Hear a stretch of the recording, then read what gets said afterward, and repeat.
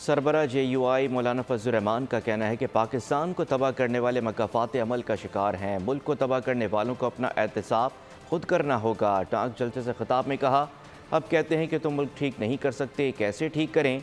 इमारत गिरेगी तो दोबारा बनेगी। उन्होंने बानी PTI से मुतालिक कहा, हम सियासी मुखालफिन के साथ तासुब नहीं करते, वो जेल में हैं, उनका मुकाबला करूँ मज़ा नहीं आएगा, आज़ाद होते तो बात करता। आज हमने इस बात को सोचना है कि क्या पाकिस्तान में भूख है या नहीं है, क्या पाकिस्तान में बेरोजगारी है या नहीं है, क्या पाकिस्तान में बदअमनी है या नहीं है। फिर हमें जरा अपने गिरेबान में झांकना चाहिए। तबाह करने वाले खुद अपना एहतसाब करें और वो मकाफात अमल का शिकार है। हमें अपना एहतसाब खुद करना होगा कि हमारे ऊपर ये दो मुसीबतें क्यों मुसल्लत, क्यों यहाँ पर बदअमनी है, मुल्क की मईशत को क्यों तबाह कर दिया गया है, पाकिस्तान की इमारत को हिलाया गया। अब कहते हैं कि तुम ठीक नहीं कर सकते, कैसे ठीक करें? अब तो ये इमारत गिरेगी, अब दोबारा बनेगी। जमीयत उलमा इस्लाम सियासी मुखालिफिन और तासुब।